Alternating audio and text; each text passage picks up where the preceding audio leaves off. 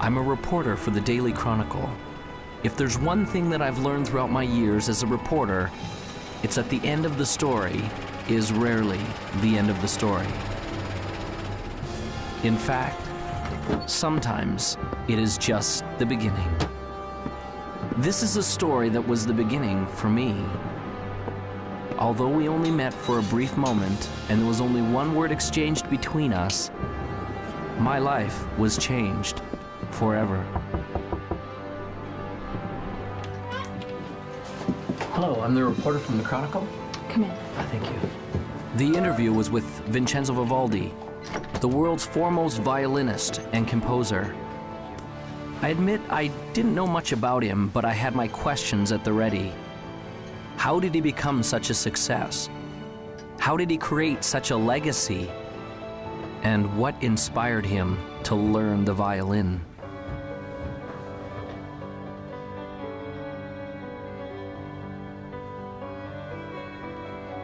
I felt as though I was stepping on sacred ground when I entered the old man's room. I could feel that his time to depart was drawing nigh.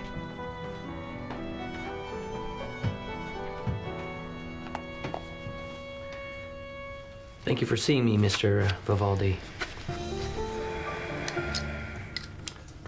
For our readers, what would be the one key factor in achieving all of your great and grand accomplishments?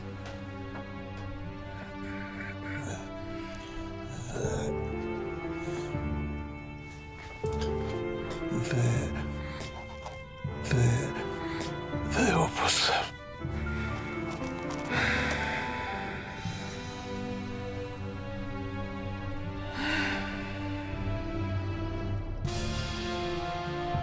Those were the last words he ever spoke.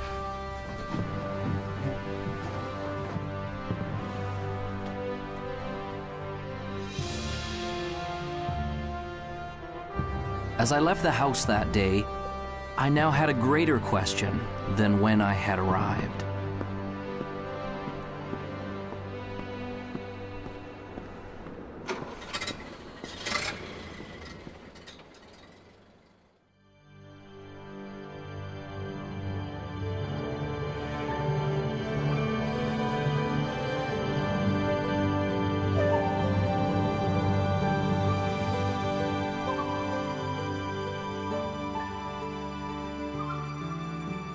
The Opus is a composer's greatest work, and the Opus is about us becoming the most amazing, magnificent, extraordinary human beings that we were meant to be. You and I are here to do magnificent and magnanimous things. You're here to create, and you're here to contribute, and you're here to connect at a high velocity. Everybody deep inside has a dream and a vision and a calling and an inspiration that they're here to do. Anyone can do this, and it almost sounds cliche. Everybody says, oh, you can be whatever you want to be, you just got to have the dream. And all of that's true. Unfortunately, it has become cliche and people have stopped listening to it. The best way for you to predict your future is to invent it. It's up to you.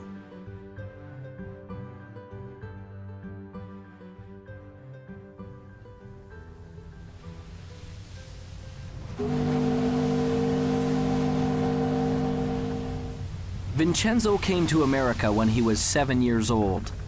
He came from the old country, Europe. When he got on board the boat that would take him to America, he had no idea he was about to encounter two things that would change his life forever. One was a new country. The other was a teacher and a violin.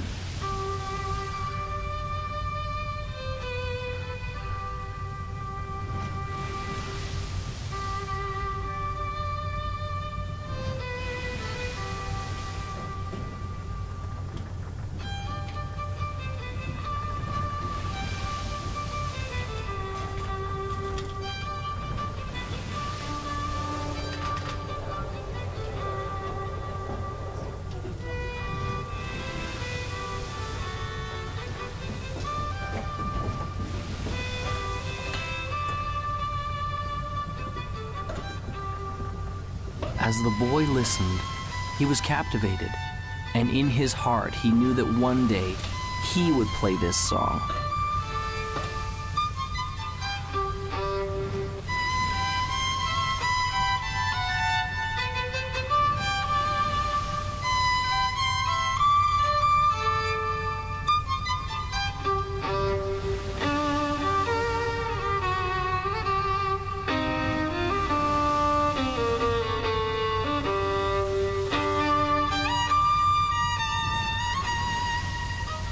Vincenzo said that he wanted to play like that one day. Do you really believe that? Do you really believe you can? The old man asked. The young boy replied, yes. That is the key to unlocking your opus. The old man smiled and told him that he had just begun on the road to becoming great. He gave Vincenzo a notebook and told him to write down exactly what he wanted and to keep the book with him always. Vincenzo wrote that one day he would become one of the greatest violinists the world had ever known. The old man put his hand on the boy's shoulder. When you get there, don't stop. Remember, your opus isn't what you do. It will be the legacy of what you've become. Vincenzo did not understand. The old master smiled and said, one day you will.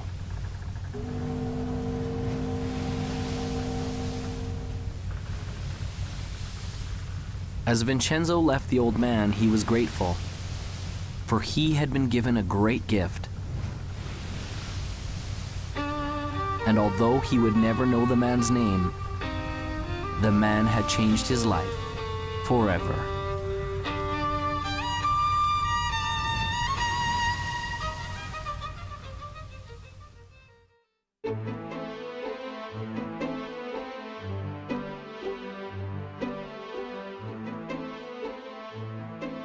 Vision is all about who you've decided to be, as if you had a magic wand that you could wave over your life, that you could actually be and do and have everything that's important to you, where you could be fulfilled and you could be in rich relationships and you could be abundant, attracting wealth and all the great things that we all want in life. You know, you can start your, if you will, your path at a very early age or start it much later in life. I don't think it really matters when you start. But I think what you should try to be thinking about and looking for is something you just love to do, something that really gives you energy, you've got a passion, and that you feel you can commit yourself to. Some people get into vision and purpose and they make it so huge, or they think it has to be so big that they scare themselves and they almost freeze themselves. They don't come up with anything. Your vitality in life is directly proportionate to the vividness of your vision. And when you have a clear vision, magnetic things occur, and you draw into your life amazing synchronicities. People, places, things, ideas, and events start to synchronize in your life to help you fulfill your vision. The law of attraction just says that anything we think, feel, say, and do, we attract to us. So we're always creating through what we're putting out in our thoughts, our feelings, our words, and our actions. A very common misconception about the law of attraction, people learning it, is that it's all about positive thinking, and it is not. Positive thinking is obviously, probably more beneficial than negative thinking, sustained negative thinking.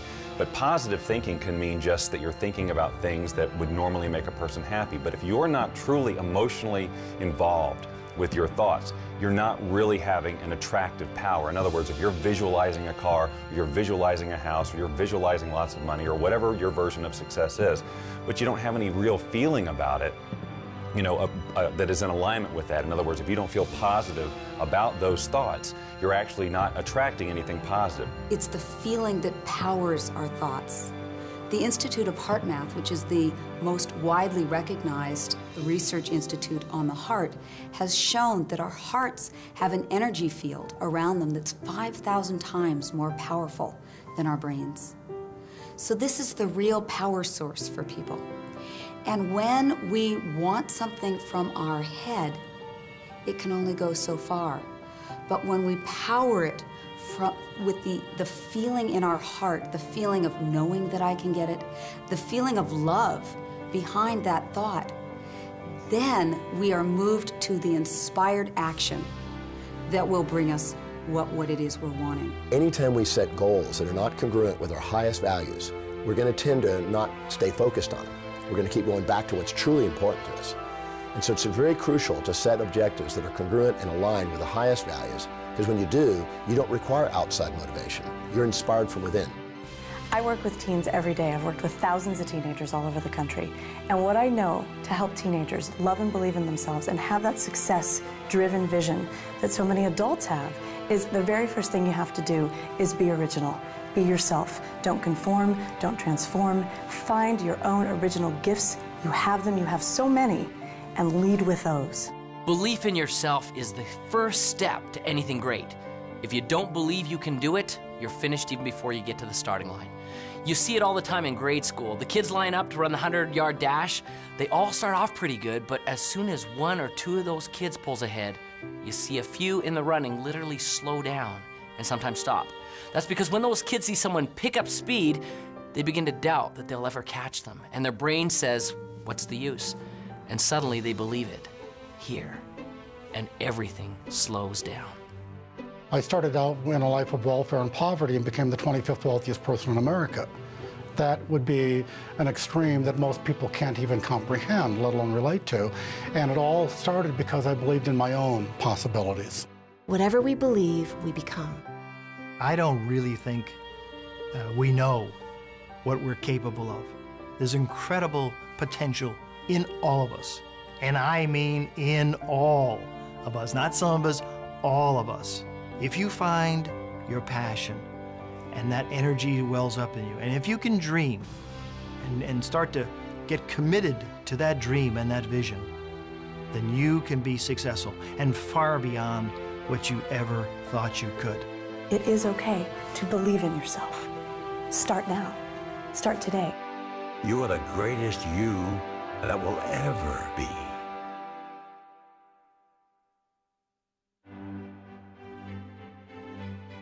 Vincenzo had set a goal. He began to see it powerfully and perfectly. It became real.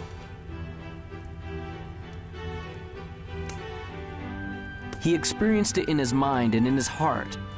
He was living it vividly as though it had already happened.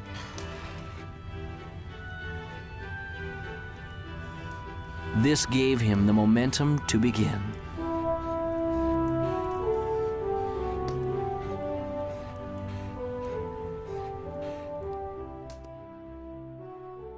I think that the only way you can get to your goal is by having a clear vision. And I feel that that clear vision doesn't necessarily come from your head, but that it comes up from inside of you.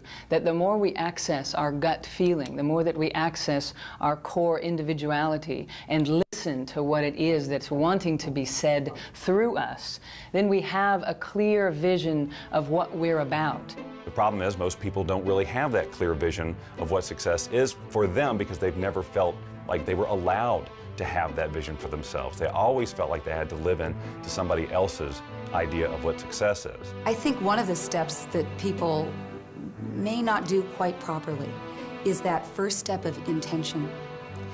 So many times people's intentions are coming out of a feeling of obligation or I should. When I find that people really stop, which is a hard thing to do in our society to stop, but it's the thing that is most required for us to stop and turn inward. Someone asked me one day, if you could have anything that you wanted, if you could have your dream life, if it could look any way that you wanted it to look, what would it be?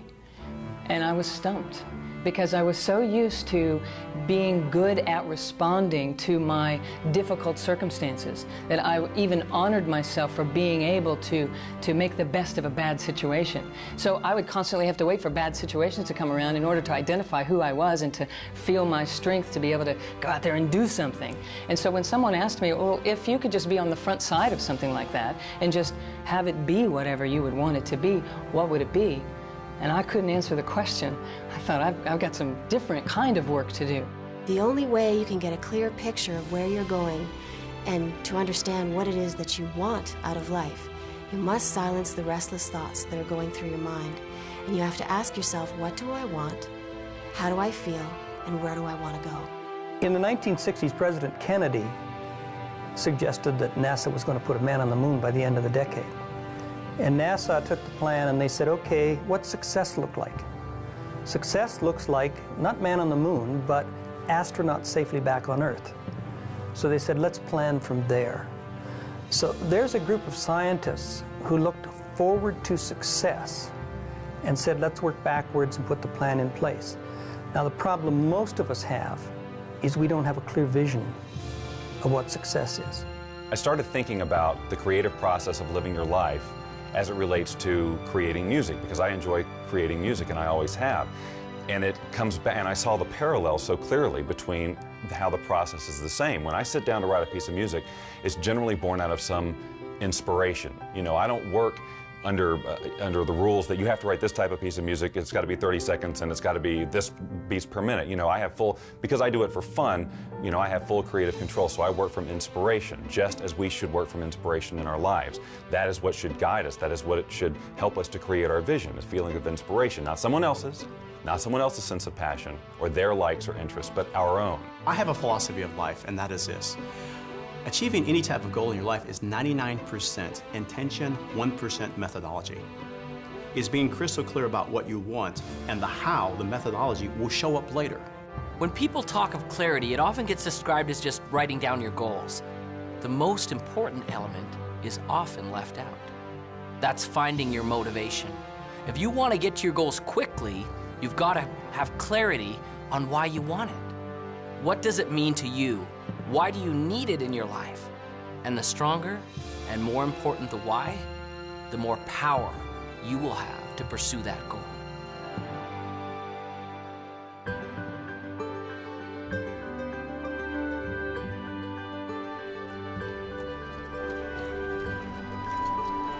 Finally, the opportunity came for Vincenzo to have his violin. The moment he saw it, he knew that he had to have it. A loving mother felt the same way.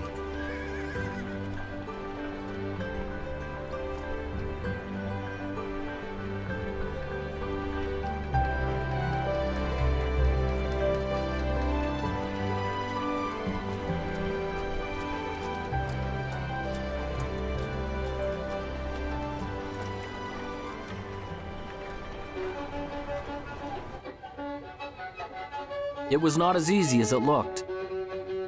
But Vincenzo had made a decision and a commitment that he would learn to master this instrument no matter what.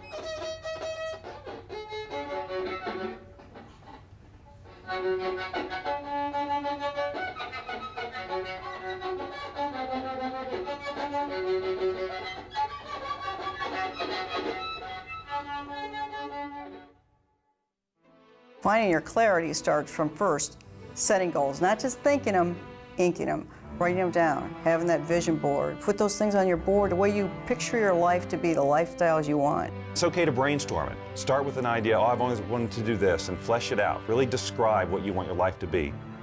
You may find that it evolves even as you write, and that's okay. Take the time to decide what you truly want, because it isn't until you do that that you're going to be able to stabilize any sort of vibration around it from a law of attraction point of view to attract that into reality. When you're in the achievement process, what is your greatest moment? Some people think that it's when you're at the finish line, or at the top of the mountain peak, or when your bank account has finally reached that bulging, overflowing amount. If those are your goals, then those moments when you get there may be exciting, there's no doubt about that. But that isn't your greatest moment. Your greatest moment can be measured by 3 things that make it great. What moment will have the longest effect on your future life? What moment will carry the greatest future consequences? And which moment will have the farthest reaching impact on you and those around you? Your greatest moment, therefore, becomes the moment that you decide. Decision changes everything.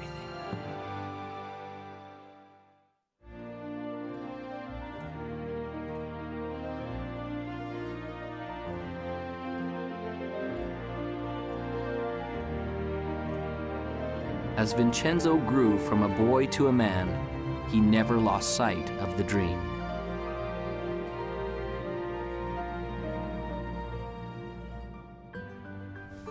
Vincenzo worked and saved his money to pay for lessons for his violin. He's doing it again. Thinking about everything except what he's supposed to be doing. There were those who told him that his dream was impossible, that it could never be achieved. Still believes he's going to be famous. Ladies and gentlemen, the famous, one and only, time-wasting, daydreaming broom pusher.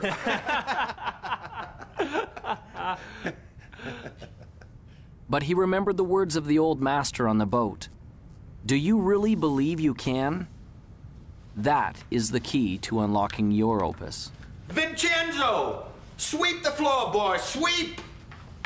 Vincenzo gained courage and continued forward.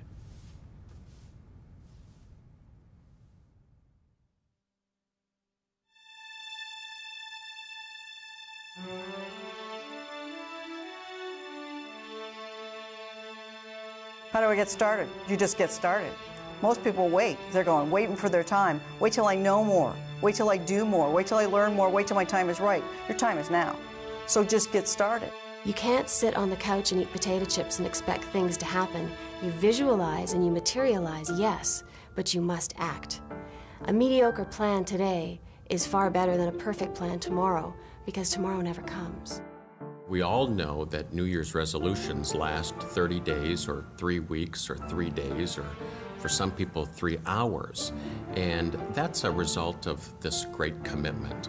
And what I want people to do is to step back and, interestingly enough, to essentially dial it down. Focus on what you can do, not what you could do. If you can't get the big picture, start with the small stuff. A decision isn't something you take lightly. It isn't a wish or simply saying, I'd like to. There will be no power in it until you say with clarity, I will do it, and attach that commitment to some action. What will you do to get things started? I'm a big believer in planning, partly because my first career was in the television industry. And if you don't plan a program, you're asking for a disaster. And that's not to say that you set a plan down that's absolutely rigid, but you put a plan down that you can then change and adjust as you need to when you're going through the production. Same thing with the writing of the music. I start with an end in mind in terms of how I want to feel, but I don't have every note already written in my head. That's what makes this process so fun and creative, because the minute you feel like you have to go here because that's where you said you were going to go in the first place, the song has to sound like this because that was my original vision, you cut off all sorts of possibility. You don't have to know everything before you get started. Top achievers never have all the answers, and they also don't wait for all the answers to come until they get started. They just get started. They don't let questions paralyze them. They understand how to face the unknown and have the courage to do new things without all the answers. They know that the answers will come, and they adjust their course with each step forward that they take. Most of the answers come in the action, not in the calculating. You've got to learn that too. When you're up against the unknown, remember this phrase. Top achievers are not perfectionists. They're improvisers. Get started. It's hard to start. It's scary. And I know I've seen in my own life that some people they're just waiting for everything to be perfect. There is no perfect time. You never have a perfect plan. But you need to move forward. If you're convinced and you're passionate, it will develop. Have some faith. It can happen. It will happen. You got to stay positive, but you got to keep moving forward. And you got to keep moving forward knowing you don't have all the answers. I wanted to be a fighter pilot my entire life, but back in 1986, there was an experience which pretty much dashed my hopes up against the rocks. Back in 1986, the movie Top Gun came out, and you'd think that would be a source of motivation for me, but really what it was everybody else at that point now wanted to do the same thing that I wanted to do. Everyone wanted to become a fighter pilot because they all wanted to be just like Maverick. And what I knew back then was I was a pretty average guy. I knew that the people who were ahead of me were smarter, faster, they were stronger, and I thought, man, I'm not going to be able to do this anymore because all these people now want to do what I want to do. You know, we're being honest here, so I'll just tell you, I mean, I failed kindergarten. And I don't know if you know what it takes to pass kindergarten, but you basically need to be able to stack blocks and not eat glue, okay? I mean, that's pretty much about it. So I failed kindergarten. I know that I'm a pretty average guy, okay? And I look at all these people who are ahead of me and I'm thinking, man, there's no way I'm going to be able to make it. But you know, I followed through with my dreams and I pressed on. And what I realized through that experience was that I may have been in the 5th percentile on the bottom, but the 95% of the people who were above me never took any action. Often people have a great idea and they get excited about it and they go, wow, I'm gonna go do this. But you know something? They don't do it. They think about it, they get excited about it, maybe for an hour, maybe for a day, maybe even for a week or a month, but it dies. They don't take action. They're really not committed. They're really not passionate for it. It's like a passing idea. And so one of the things to be successful, one of the most important things to be successful is, okay, you've got a dream, you've got a vision, you've got plans, and now you've got to go for it. If you believe in something fully, you take action. I always tell people the last 6 letters of the word attraction spell action. And most people are focusing on this part and they're not doing the doing this. So when you believe that it's going to happen and you're visualizing clearly and you're holding all that energy, what'll happen is you'll start attracting to you not necessarily the car, but opportunities, strategies, resources, books, etc. that will come into your life. If you don't take action, you won't get the results. You must take action. It may be very small, it may be very big. It's what I call inspired action because it's something that's coming from within you. You get a little knock at the door that says, attend this seminar, go to this movie, buy this particular book, whatever it happens to be. Your part in this co-creation process is to do it. I was successful really in a lot of ways just because I went and did it. I took action. And so you're sitting here today, you've got a dream, you've got a goal, you've got an aspiration, you might have an invention, $1 million idea. And what's sitting between you and the execution of your dreams can be simply summed up in this: take action, implement. You grab the bull by the horns, you put the throttles up in afterburner, you live your life at the edge of the envelope, and you will be successful.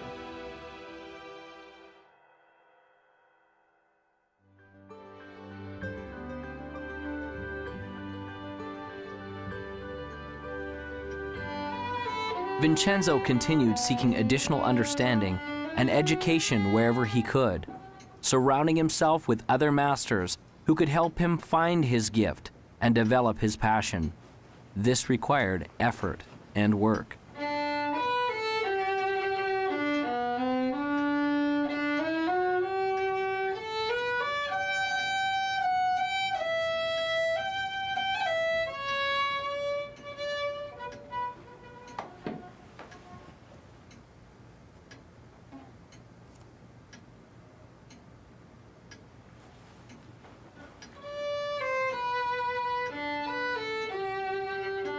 As he practiced and persevered, his skills became more fine-tuned, and the instrument began to sing.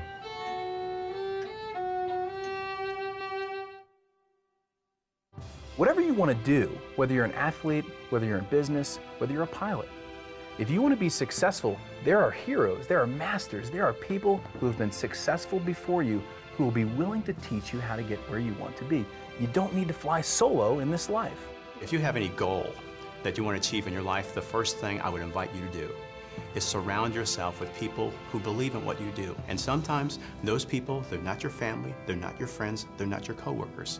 You actually have to create that. You have to create your own, what I call your own mastermind, your own board of directors of people who will support you. My adage is that if I'm ever in a room with 5 people, I want to be the dumbest one in the room.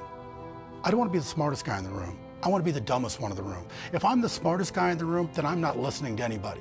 Then I think I already know it. Then I think they're not capable of teaching, training, sharing, or giving me anything of value.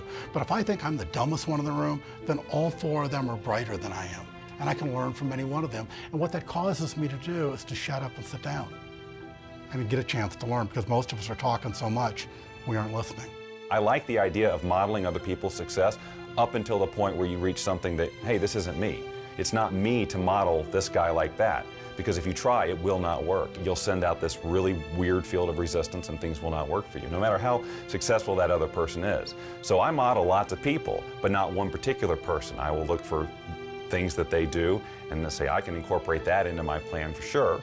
This guy over here, no, not so much. This is where I leave him and go to somebody else.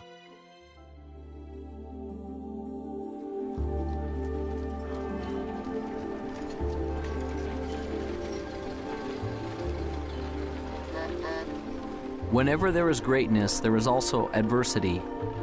When we work, there will be obstacles. Vincenzo's obstacle came when he turned 17. One day, as he was walking to his teacher's to practice his violin, he found that his vision began to blur. Soon, there were great dark spots appearing before his eyes. And one day, he woke up totally blind. He could not see. This proved to be a big adversity.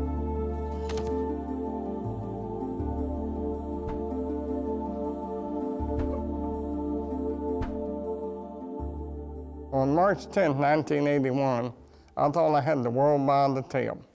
I was Mr. Egotistical. I was self-centered. I was center of the whole universe, and so I thought.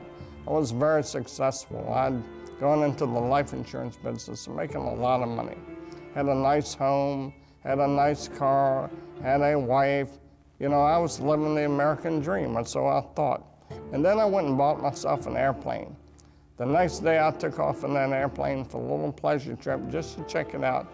Then in that day, my whole life changed. I had a power failure.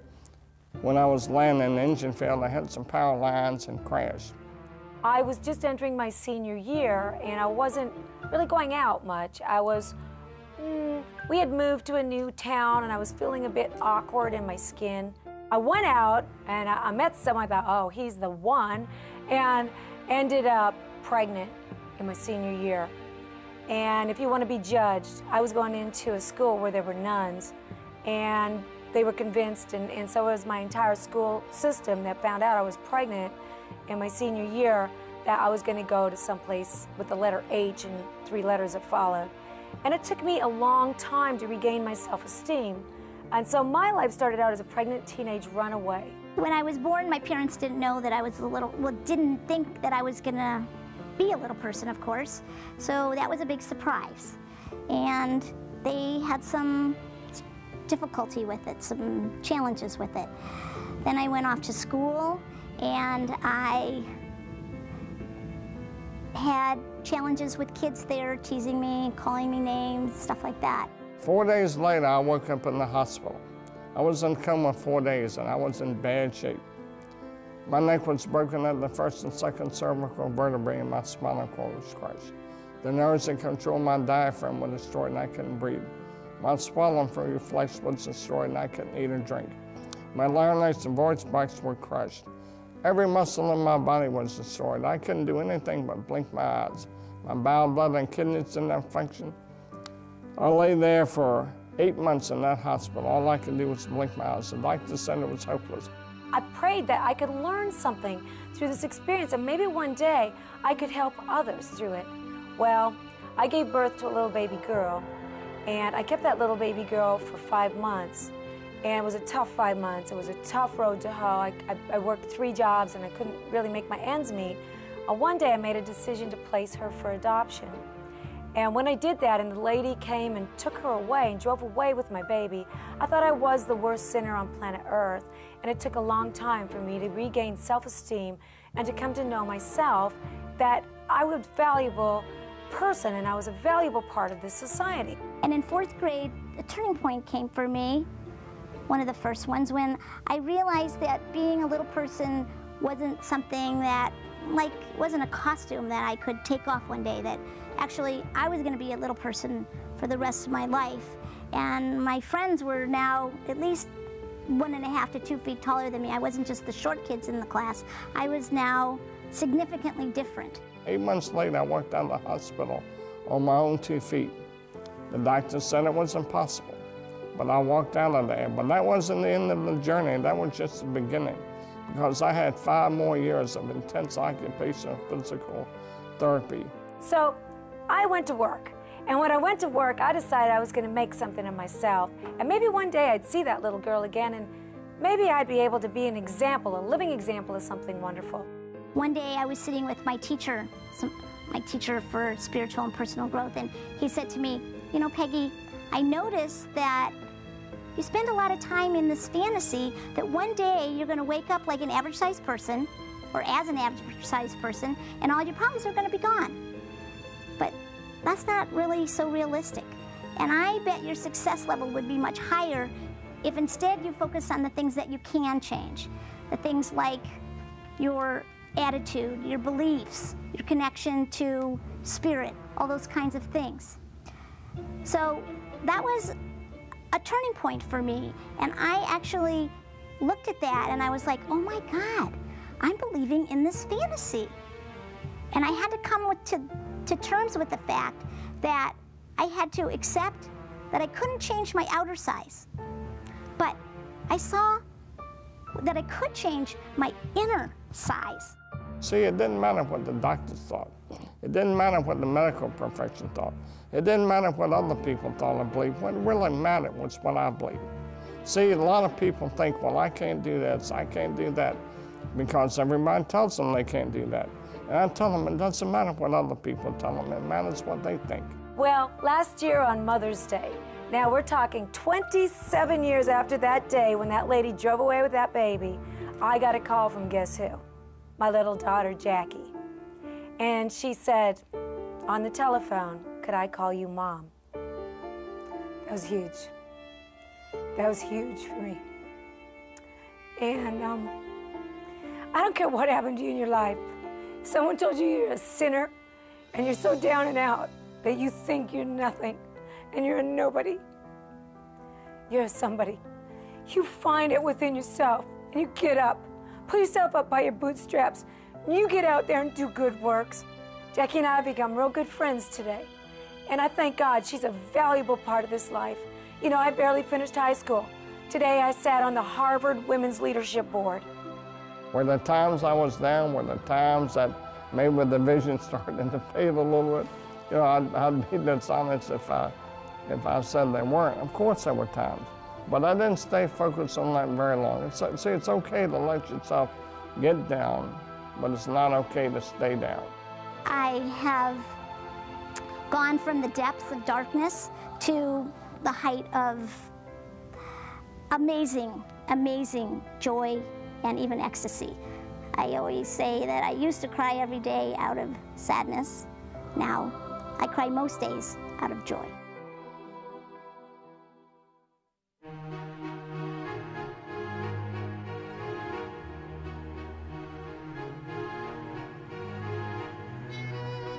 Vincenzo continued to practice his instrument. But it was much harder now. The music didn't come as easily. Often the notes didn't sound right. Often the people near him told him he was failing. He began to feel like he was failing.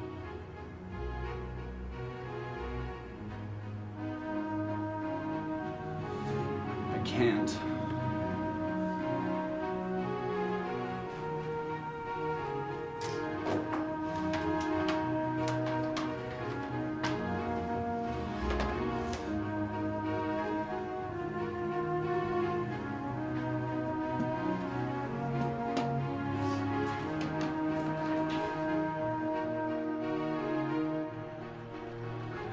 Vincenzo had given up. He felt like he had been robbed of the gift he had been given. His heart ached as he approached the entrance to the merchant's store.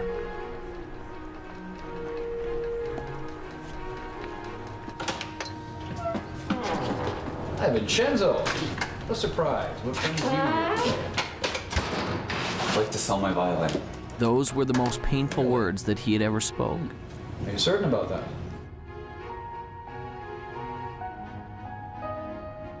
Well, let's have a look, shall we?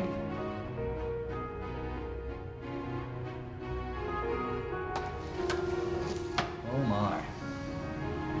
Isn't this the same violin I sold you many years ago? And you want to bring it back to me? Yes, I do. Well, I'm certain you've kept it in fine condition. But I really have to know that it works. So, would you do me a small favor, Vincenzo? What's that? I wonder if you would play a little bit for me, Vincenzo. I don't have my music with me. Sometimes we don't need sheet music. Sometimes music is in the soul. So, just once for me?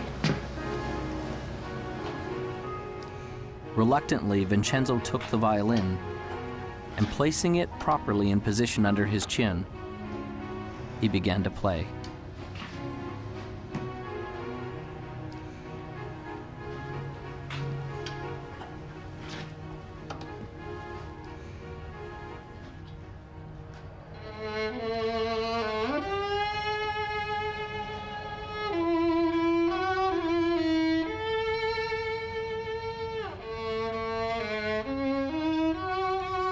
He began playing slowly at first, until his heart began to play the notes. As he did, something magical began to happen. He began to feel the power of the music once again.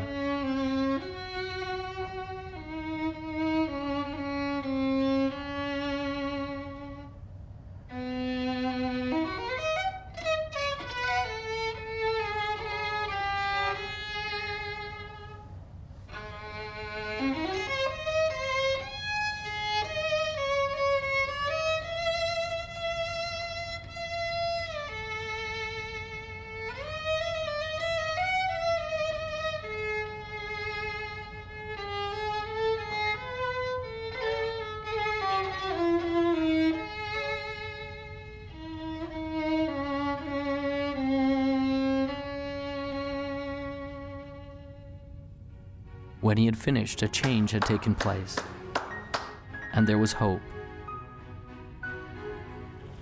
I can't sell you my violin. I thought as not. You keep the violin, Vincenzo, and play, all right? Vincenzo left the shop with a resolution that he would never again give up on his dream.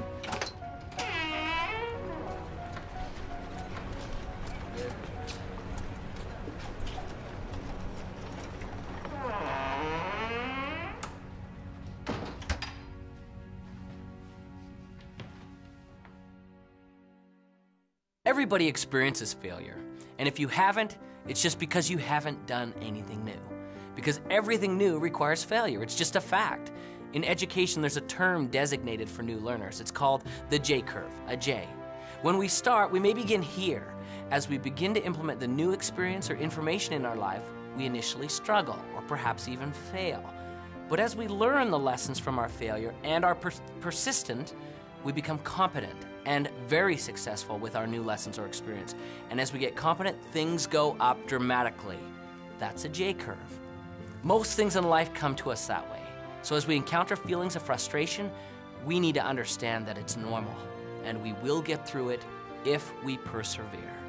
There was a software executive who made a huge error, costing the company millions of dollars, and this is a true story. Millions of dollars at this one mistake or one failure he had made. So he went in, he was called in to see the chairman and the CEO, and of course he brought his resignation letter, and he handed it to the chairman, and the chairman said, what are you doing? We just spent millions of dollars educating you. You can't leave us now. Now, not every employer is going to be that compassionate, but the universe is. Every one of us gets rejected, and what you and I need to do as individuals is reject rejection. Make yourself rejection-proof. When Jack and I started Chicken Soup, we spent 3 years writing it, and then we tried to sell it. We went to New York with a great agent, and 33 publishers all said, hit the road, Jack. And then we went to the BEA, Book Expo of America, and we went booth to booth to booth to booth, and 144 people, sum totally, said, buzz off, you guys, that's soppy little stories. They're never going to sell. They're too nice. The secret word that every winner knows is called N-E-X-T, next. You're going to meet obstacles. You're going to see adversity. It's going to happen to you. I guarantee it. So what gets you through it? It's your passion, it's your energy, it's your commitment to this game plan. And wow, it can be very, very exciting. I have never met a successful person who hasn't failed. Never. Not in the course of my lifetime, not in the course of my reading, not in the course of my studying, not in the course of mankind. Have I ever met a successful person who hasn't failed? Now, the difference between successful people and people who are unsuccessful, because we all will fail, is successful people learn how to deal with failures. They learn how to accept it and embrace it and understand it and learn from it. And it doesn't become a negative to them. It becomes a learning. It becomes an education. It's a tuition they paid for the education they got. You get a challenge or something you think is a setback. It's only a setback in your initial perception, and only when you don't stop and look at how it could serve you. See, the master is the one that takes whatever happens in their life, supportive or challenging, and asks how does it serve them and their mission. Because it's never what happens on the outside, it's always how you perceive what's up on the outside.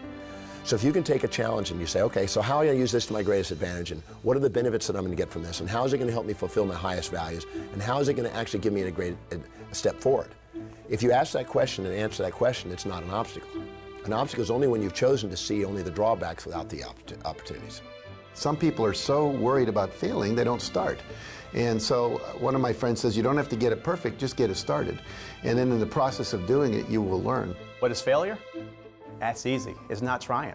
It's not getting in the game. It is thinking about it and not doing. You know, you cannot fail if you try, if you get into the game. You know, I like to use the analogy of a missile. When I shoot a missile off of my airplane, all missiles initially, they just come off straight. And any engineer will tell you that a missile actually requires mistakes. It actually requires errors in order to become successful at hitting its target. And so as a missile comes off the airplane, if you've got a plane that's going in this direction, the missile comes off and it sees that the airplane that you're trying to shoot at is going this way. It sees that it needs to correct that way, and it makes a correction. Then it makes a smaller correction. Then it makes a smaller correction, and next thing you know, it hits the target. The same is true with us. You know, we've all got dreams. We all have a target, and we all have goals. A failure-minded person goes down the road towards their goals. They hit that first obstacle, and they go, I'm a failure. I always fail. And they turn around and they give up their dreams. A success-minded person hits that first obstacle, and they go, you know what, I'm going to be successful, and they make a correction just like that missile. They hit the next obstacle, and they make a little bit other correction just like that missile. And next thing you know, they find that they've zigzagged their way to their target, to success. When I was learning to walk, my parents didn't say, oh, Jack failed after 7 tries, let's give up. They said, just, you know, keep coming, boy. However long it takes, you're going to make it. And for me, I've read so many stories about, you know, Thomas Edison, who had 10,000 experiments to invent the light bulb. And when someone said, you failed 10,000 times, he says, no, I never failed once. He said, I invented the light bulb. It just happened to be a 10,000-step process. You're going to have some setbacks in life, some challenges, some difficulties. And those are the days which really test what happens. Maya Angelou says it like this: if there's something in your life you don't like, change it. But if you cannot change it, change your attitude. That is why it's critical for you to work on your attitude and start to have a reservoir from which to draw from before you need it, because you're going to have some days which test you, which try you, which really push you to the edge. And those are the days that you need to make sure that you have a positive outlook, a positive inlook, and a positive uplook, that you are thankful and grateful for all things, even the challenging things, because it is through the challenges that we grow, that we stretch, that we start to become all that we can possibly become. In our society, so often we focus on problems and obstacles and challenges and failures, and those kind of things paralyze us. They cause us to stop because we can't really see beyond that. But the truth of the matter is, if we look carefully, we'd see very clearly there is no such thing as a problem. Everything is a puzzle, and there are answers to puzzles. So when you run up against something that you're not sure of, doesn't mean it's a problem, doesn't mean you can't get around it. You just need to find the right answer for that puzzle. I've decided that every single thing that happens is a success. Everything. There's a learning experience, maybe I achieved whatever the goal was, but I'm going to go after something else. I just learn, grow, and go.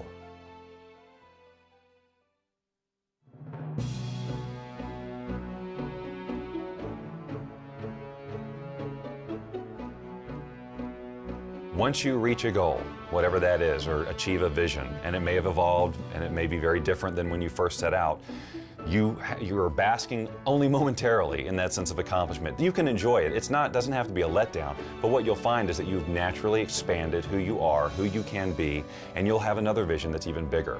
If you want to have like success become an ongoing habit, you know, here I am at the top of my game, 100 million books sold and so forth.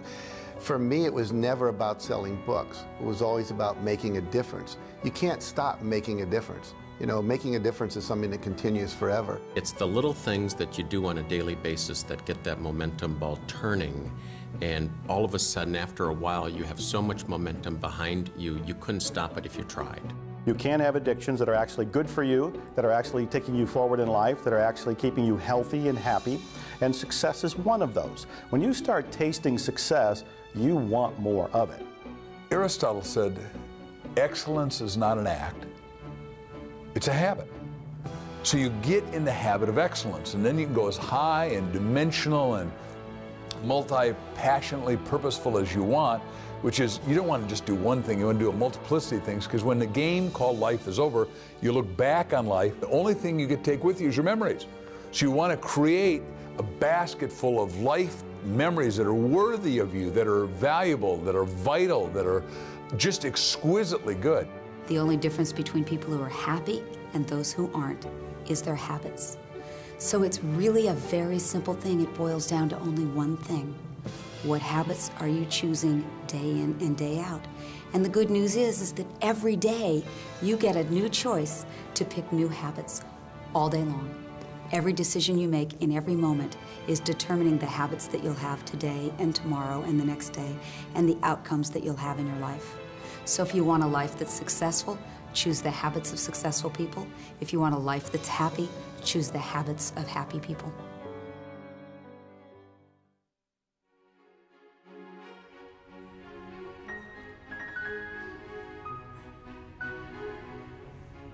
Well, thank you all for coming tonight. It's a pleasure to know you're out there. We're going to be playing a piece. Slowly, Vincenzo was offered opportunities to perform his music at local venues. Although these locations were not ultimately where Vincenzo wanted to be, he poured his heart into each of these performances. Each of them was a step in the right direction, and he let his passion shine through from the beginning.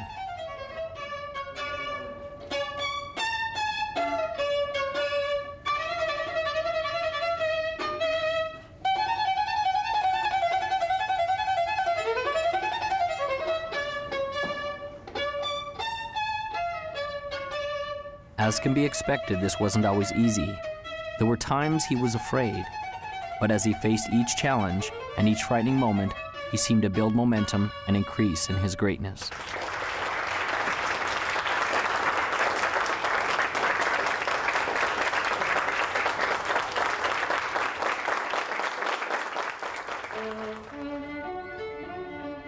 Vincenzo gained a reputation as a passionate musician, and his gift grew. Doors opened for him to begin to play with other masters. Soon, Vincenzo was playing in the most grand concert halls of all. His dream to play was fulfilled. His opus had arrived. But was the journey complete? There was the question the old master had asked him that he still yearned to understand. Your opus isn't just what you do, it will be the legacy of what you have become. Vincenzo thought in his mind often about what this could mean. Was this the legacy of the man he had become? The man who played in the largest concert halls? The man who commanded the respect of the other musicians? The man who composed and wrote the grand symphonies? The man who people adored and loved as the master violinist? Vincenzo still didn't understand.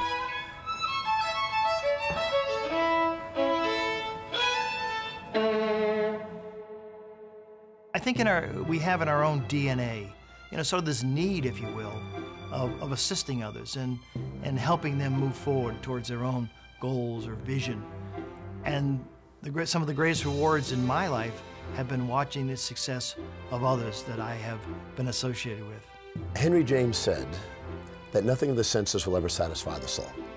The only thing that satisfies the soul is gratitude and love. And when you have gratitude and love, whatever you're grateful for, whatever you love, you get more to be grateful for and you get to have more love.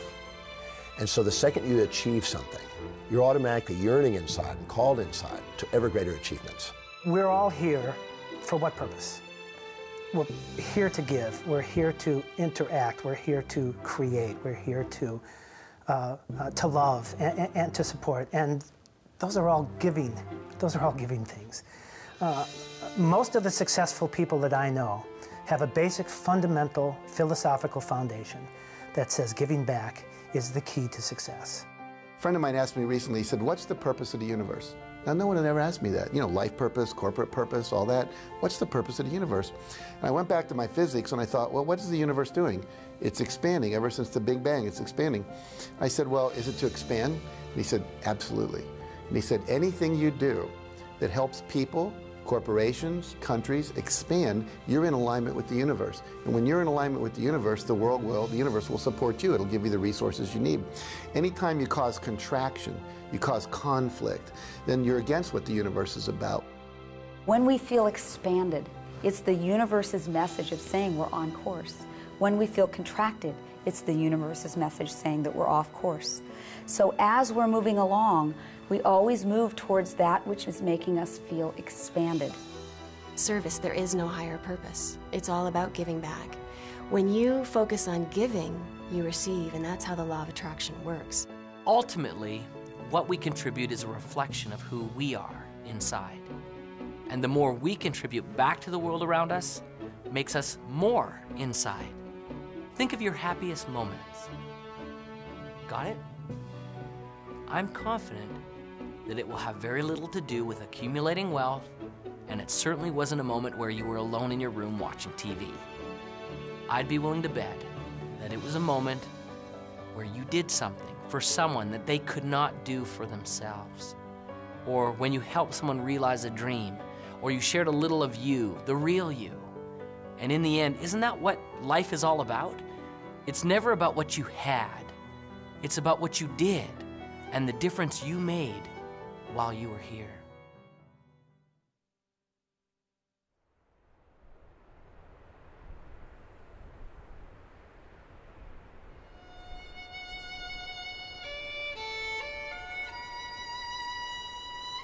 Your opus isn't just what you do. It will be the legacy of what you have become. Vincenzo still didn't understand. Then the lesson came as he was playing his violin in the park alone.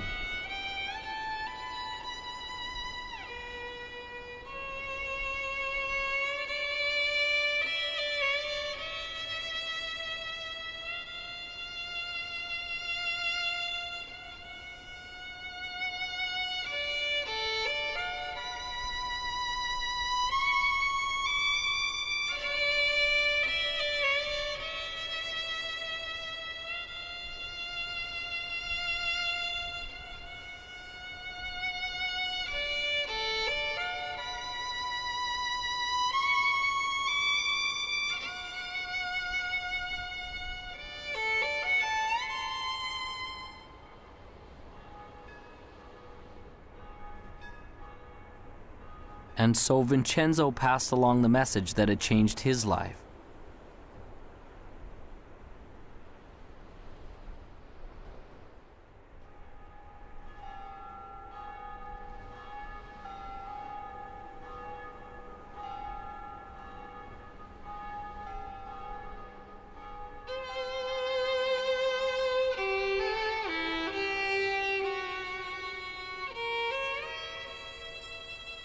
As the boy walked away in the snow, Vincenzo finally understood. It was almost as if the voice of his old friend, the master, came to him. Remember, your opus isn't just what you do. It will be the legacy of what you have become. Imagine, if you would, a hot summer day in the year 1944. Campus, Morehouse College. Dr. Benjamin Mays, the president of the college, sits at his desk. There's a knock at the door. He says, "Come in." He sees the door swing open, and a man and a teenager are in the doorway. He runs to grab the hand of the man, Martin Luther King Sr., Daddy King. Daddy King steps in and says, "Dr. Mays, I'm not going to take a lot of your time. I just came to introduce you to my son, Marty." We call him ML. His real name is Martin Luther King Jr. He's 15. He's going to college here in the fall. Very bright boy. But he's missing something, and I need a big favor. No, I don't need tuition as bigger than that. No, I don't need room and board as more critical than that. I came to ask you, would you teach my son how to dream? Please teach my boy how to dream. And Dr. Mays gave young Marty a piece and said, young man, read this piece every day and it'll change your life.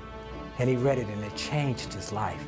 And I got hold of it and I started reading it and it changed my life. It's so profound yet so simple. It simply reads, it must be borne in mind that the tragedy of life does not lie in not reaching your goals. No, no, no. The tragedy lies in not having a goal to reach for. It is not a calamity to die with your dreams unfulfilled, but it is a calamity not to dream. It is not a disaster to be unable to capture your ideals, but it is a disaster to have no ideals to capture. It is not a disgrace not to reach the stars, but it is a disgrace to have no stars to reach for. Not failure, but low aim is sin. You've got to dream big dreams, impossible dreams, dreams that will make a difference, leave a legacy, and a dream that will be your opus, your reason for coming to this planet. I truly believe that all of us are very special. We all have some unique, different, wonderful qualities. We shouldn't compare ourselves to others and say, well, they're so much better. We need to find our own special gifts. And as you find those gifts and you become passionate about those gifts, you move towards those gifts and take action. So if you've been watching the Opus, the time is now to take action. No more praying, no more wishing, no more hoping that great things will happen to you. Move forward, take action, become successful. We are all creating our own opus. We will all leave that legacy. You come to the end of your life knowing that you have lived from the inspiration of your heart and that you've lived a life of love and of joy and of happiness. Because I tell you, you can achieve success in life, and that doesn't guarantee happiness. We have to come from love and from that inspiration of why am I here, and you'll be happy and you'll be successful. You know in your heart that you want to do something. It might be open a business, it might be open a service, it might be write a book, it might be do any number of things. It's unique to you, but you haven't done it yet. You now have the beginning of some motivation. Your heart is pumping a little faster. The sweat is on your brow because you are excited about this. I want you to take action. I want you to go out there and do something. I want you to dare something worthy. I want to be able to say at the end of my life, did I do everything I could with everything I was given? I want to be able to say absolutely. So it's never done. As long as you're green, you're growing. As soon as you're ripe, and you're rot. The joy in your life, the passion in your life, and the success in your life will come when you're brave enough to say, this is me, and then go be that person. Most people tiptoe through life hoping they make it safely to death. And life is more than that. It's more than just tiptoeing from the time you're born to the time you die, making it from day to day. It's much more than that. But yet, most people never realize that. I know that I'm not just a body and a personality, that there's something much, much deeper and greater and actually magnificent inside of me, something extraordinary. And the more that I live from that place, the more that I'm able to see inside of other people that they're extraordinary, that they're awesome, that they're amazing. And the more and more I live from that place, the more I see that each moment of my life is amazing and magnificent. That is the gift that's come out of my challenge. That is my opus. Now you have the tools. You have a vision. You believe you can do it. You're clear and you know why you want it. You have a first action to get started with. You know where to go for help, and you know failure can't stop you, only slow you. You are the composer of your life, and your greatest moment is before you. It is decision. What will you decide to do now? What will your opus be?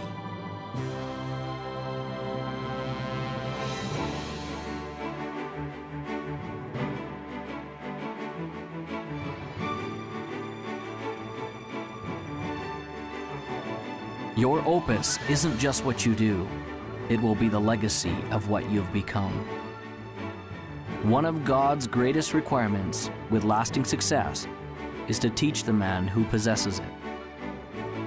to teach him about himself, and to allow him to contribute what he has been blessed with back to the world.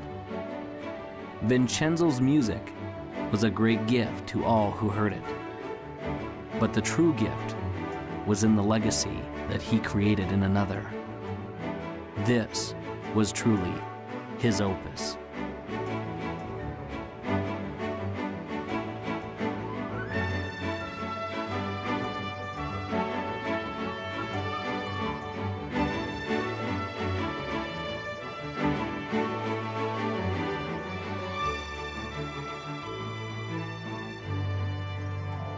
And now, as time passes, there's a question that each of us must ask ourselves.